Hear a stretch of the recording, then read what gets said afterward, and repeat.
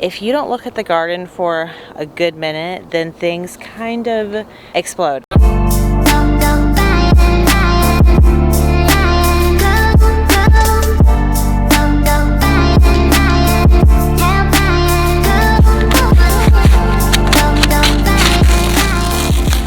It's an MIgardener seed haul. So exciting, you guys. And in true Shelby fashion, I ordered these seeds about 2 weeks ago and I had forgotten what I ordered. I know an idea of what I ordered.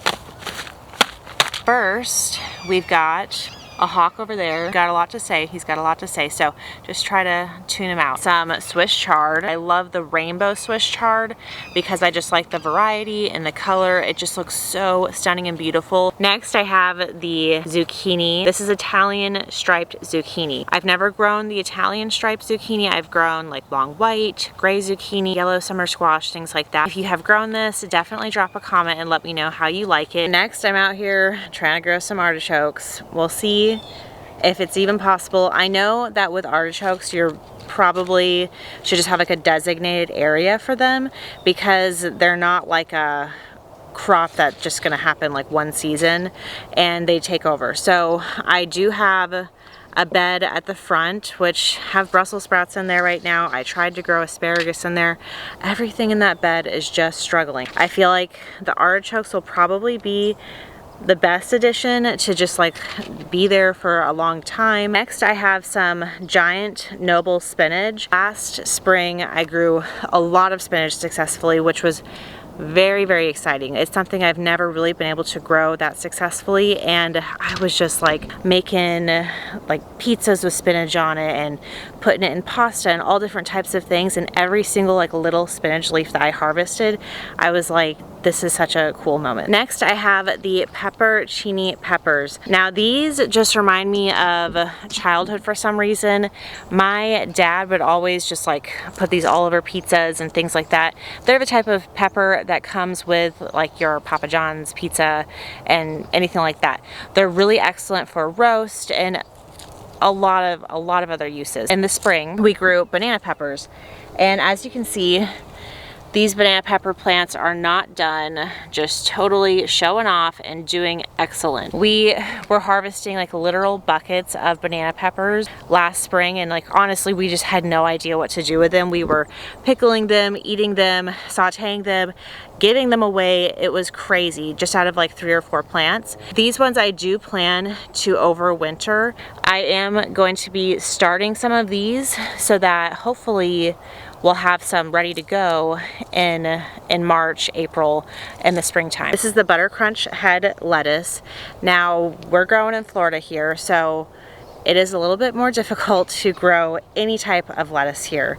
So this is a challenge that I'm willing to accept. We have a lot of new zinnias growing, and we have some sunflowers and more sunflowers right there. And at this point, they just kind of come back and do their thing seasonally. The seeds that are like appropriate for that season, they just come back. So it's a really good system right now, which is why I'm glad that I dedicated specific beds to flowers. So what I have is a Shirley double mix poppy. I love poppies. They are certainly my favorite flower. Really hard to grow here, but typically I can grow them in the spring. So what I'll do is just load up poppy seeds in these beds, especially in like the colder months like January, and then they just start to do their thing. I usually get a few miraculously. So that's why I've purchased these, so that in January I can just start sowing the seeds and be prepared when the soil is much cooler. I'm sitting next to some of my muncher cucumbers, which brings me to the National Pickling Cucumber variety. I've never grown that particular variety. I've been growing the muncher cucumbers for about 2 seasons now. They're doing fine. However, these ones are definitely not very happy right now because of different caterpillars and things like that. So I thought I was gonna have some cucumbers to harvest and show you guys, but it's looking like we have cucumbers instead that have been attacked to no end, which is unfortunate, but fortunate for my chickens, I will just give them all of these cucumbers and everything. I am next to my Scarlet Nantes carrots. I think I'm saying that right. I don't know. But these are doing very well. And I wanted to just keep it going, make sure that we're not going to miss a carrot opportunity. And I got this rainbow carrot mix. I love growing like a rainbow variety because you just never know what you're gonna pull up. I was having low germination success with my current seed packs of carrots because I didn't realize that they are sensitive to time. Like, they're not the best seeds to have for a long period of time and have good germination. I didn't realize that. So that's why I got some new carrots, because I was thinking like, why are none of my carrots germinating? Thankfully these ones did, because they were a newer pack, and I already see like little carrot heads. Very exciting. Okay, I got more seeds than I thought I got. We got to keep it going. I just realized that I also bought another pack of Scarlet Nantes carrots, the carrots I literally just showed you guys. So like I said, I didn't remember what I got, but now we're good on carrots. My two favorite beans to eat would be the pinto bean and a black bean. You want to grow what you enjoy eating. I had some success growing black beans in the spring. I actually had a really good amount of black beans I grew. And for a little bit there, I thought having dried beans was a big pain because you have to kind of soak them overnight and do a little bit of prep, or, you know, can them. But recently I have started to utilize the Instant Pot, and I just have beans from dried to cooked in 30 minutes. So now I'm a lot more interested in growing beans and harvesting them and storing them, because it's so much easier to cook them and prepare them now that I've started to use the Instant Pot. I will do some recipes on that in the future. Very, very simple. What I love is when a seed place throws in some free seeds, y'all. I got this complimentary salad bowl mix. Now that's something that I'm sure that they do for every order when you buy a certain amount of seeds. Baker Creek rareseeds.com, they also do that, which is super exciting. I always love seeing like what seeds are coming with my order. Now we have a salad bowl mix, so I can just grow even more salad. Now that is all of the seeds I have purchased. I will certainly drop a link with more information to the MIgardener website. I am certainly not sponsored by them or anything like that. I just really enjoy their seeds, and I think it's a really fair price for what you get. Let's move on to sowing some seeds now. Getting my spaghetti squash out of here. I was so excited for them. Poor little spaghetti squash. Gonna give that to the chickens. They're not doing good, and the space in the garden, you know, time is money. So pulling these guys out. We're gonna put some spinach here and some lettuces instead. So the whole garden needs a lot of weeding.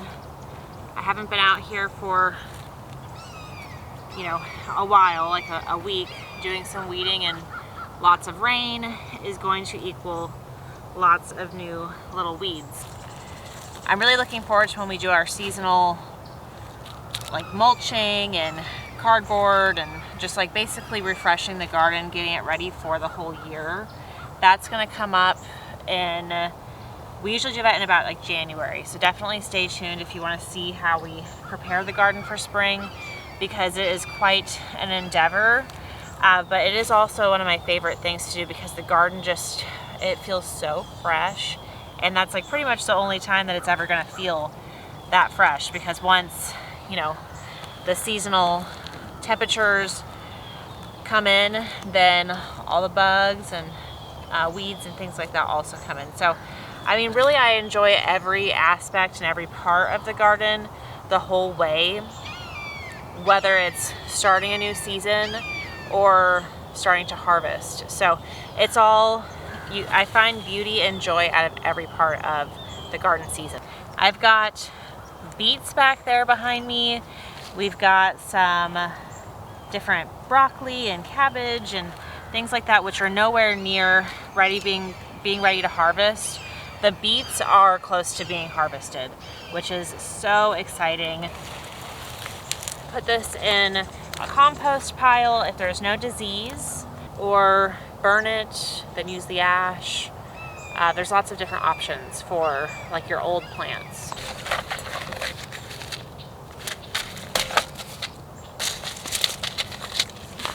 Okay, I'm gonna do just a whole bunch of spinach on this front part, then the lettuce on the back part because it's got more access to water. I want the lettuce to be really well hydrated. Starting out with our spinach, I've got some big hopes and dreams for our fall garden spinach, which I should probably lower my expectations because, you know, spinach just, it's a hit and miss for me.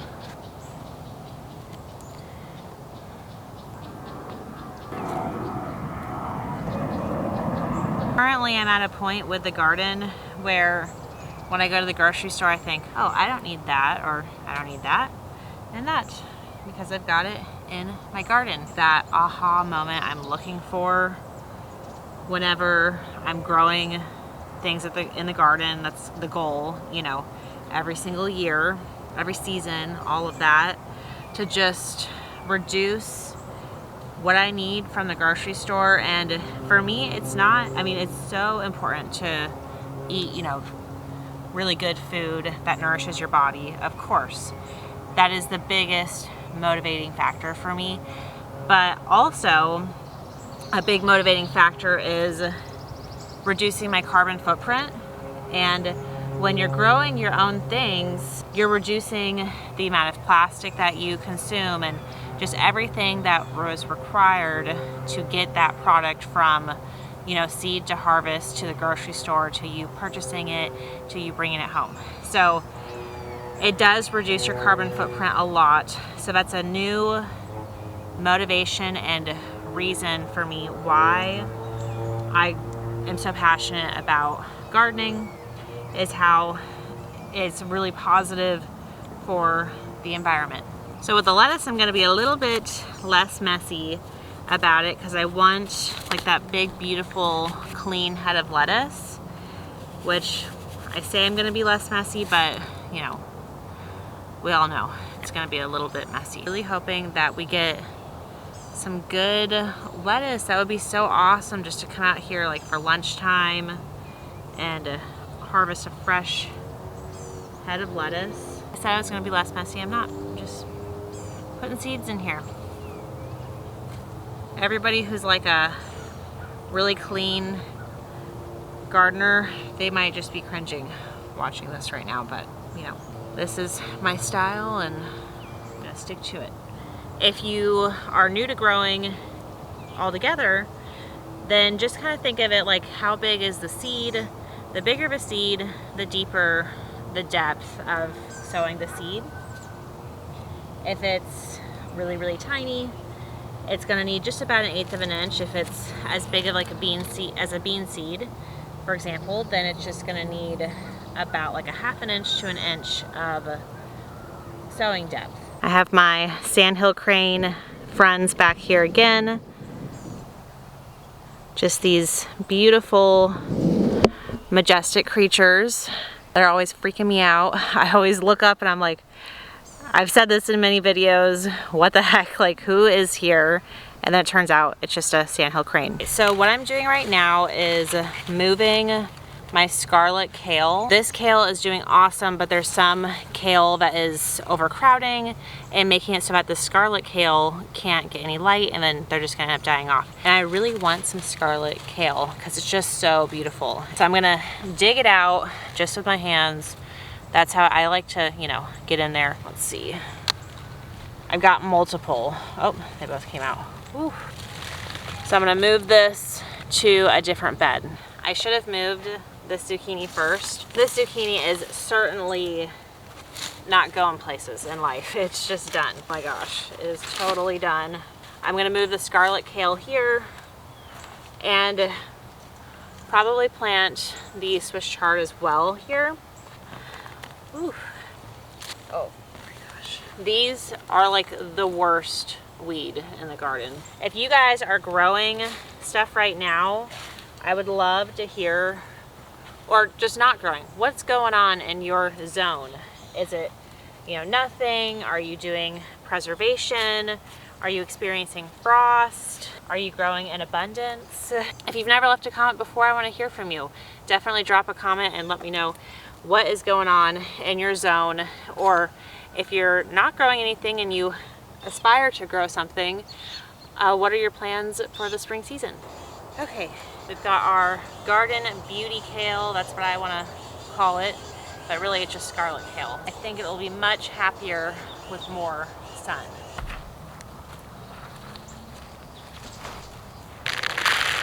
Now we're gonna sow some Swiss chard seeds. Swiss chard is a superfood and I think it's super delicious. It is earthy.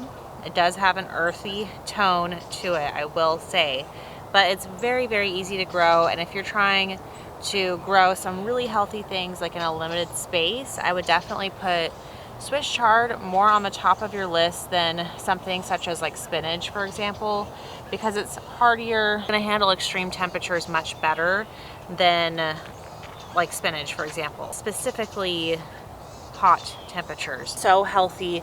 If you look into it, and you will see all the health benefits are just amazing. Dare I attempt to grow zucchini right now? I mean, it's just a few seeds. If it doesn't work, it doesn't work. I'm not wasting the whole seed packet. I'm gonna keep some of these for spring, but let's try to sow a few of these and just watch what happens. First, I gotta pull out my sugar pie pumpkin raised or arch trellis thing. These are, it's not doing, I mean, obviously look at it. It's not doing good. So I gotta pull these out first. I was doing so good. I was on a roll. I had very high hopes. I had some sugar pie pumpkins growing. Things looked beautiful. I will put a before picture up here. However, the tug of war battle, I was winning a little bit there for a few weeks, but I have definitely lost the battle between bug and human. The caterpillars, the bugs, they have won. These are sad, sad pumpkins. I gave it my best shot this year, and I'm just gonna do this again in the spring. I'm gonna do them on the arches because it did work so well. If it wasn't for the caterpillars and just like the heat, then we would have had a lot of pumpkins here. So I do recommend growing on the cattle panel trellises. A smaller pumpkin variety, that was awesome, especially for pest inspection. As some of you might know, I've got the two little kids.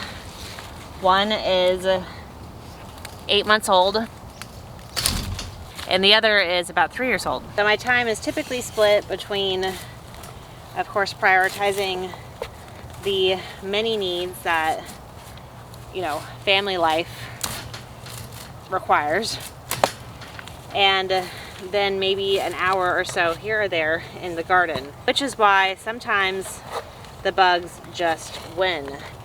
Your garden is as good as the amount of effort that you can put into it. And I feel like for the amount of limited time that I have, the garden's not half bad. You know, could be a lot worse. So that just goes to show you that it is possible to do these things. It's totally possible to be, you know, self-sustainable and grow your own stuff.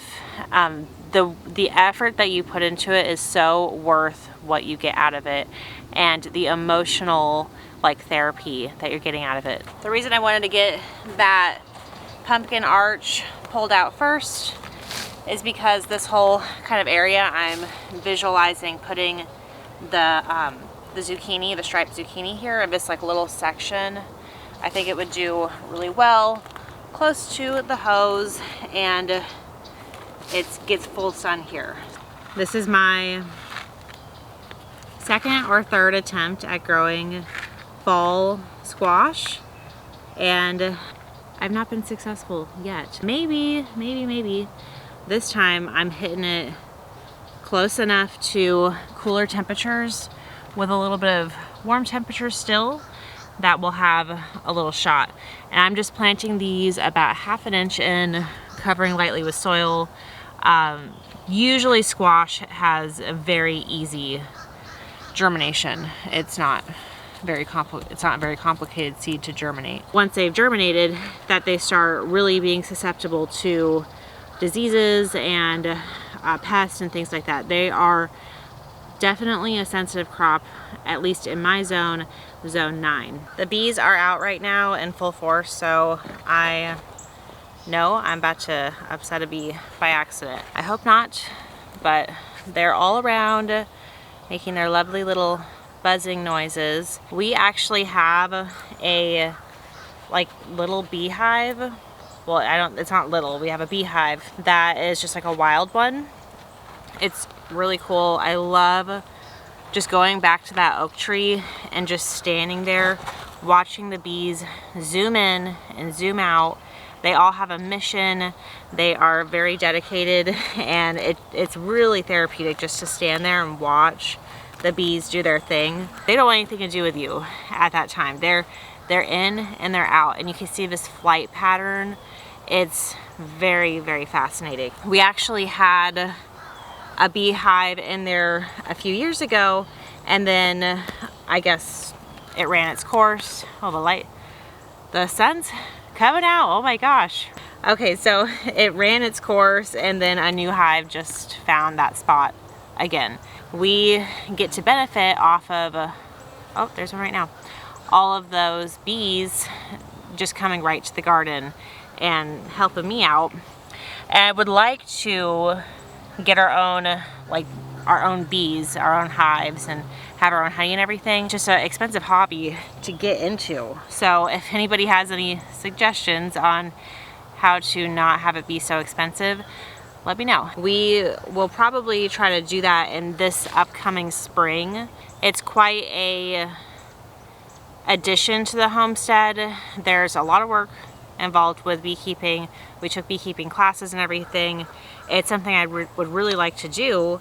It's just the timing just hasn't been right and all of that. So I'm hoping this spring we can add some bees to the homestead. Just gonna plant some carrots right here.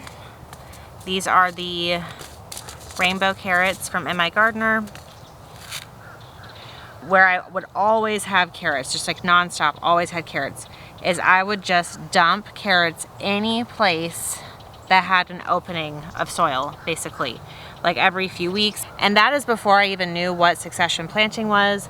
I was brand new to gardening, and I was just like, I want some carrots. So I just would put carrots everywhere, every few days, every few weeks, and we always had an abundance of carrots. With this garden, I just haven't gotten on like a good track of making sure that we always consistently have carrots. So I'm just gonna start doing what I used to do, where I would just go up to any empty spot and just, you know, oh, under broccoli, okay, you get a carrot. Under the tomatoes, carrots. Under squash, carrots. So that's what I used to do, and I just always was able to walk around and harvest really big, healthy carrots, and it was no problem. This time around, I've just been a little more like precise with the locations, and I think sometimes that can be at a detriment, where some of these root crops are pretty flexible when it comes to the amount of light that they need and space that they need too. You know how neighborhoods will have like lawn of the month, and they have like the little sign that goes like, oh, this person won the lawn of the month. Well, in my garden, I've got like my own little mental competition amongst my own garden beds. I think this garden bed has won the garden bed of the fall season. Of course, we have the stunning sunflowers back there, and it is loaded with some beautiful peas right here. Loaded, oh my goodness. Very exciting. And I actually forgot if these were the like snap peas or if these were the like typical like shelling sugar daddy peas. I have to look back in a video, which is the beautiful part about doing YouTube, because you can see what you did. So anyways, I'll give you guys a good look at this beauty. So proud of it. I haven't been good at growing peas for years, so it makes me very excited. Oh my gosh, look at that light. Do you see that sun just poking through? Oh my goodness. That is everything for the day. Thank you guys for watching my seed haul and hanging out. If you enjoyed this video, please be sure to give it a like and consider subscribing. Until next time, bye.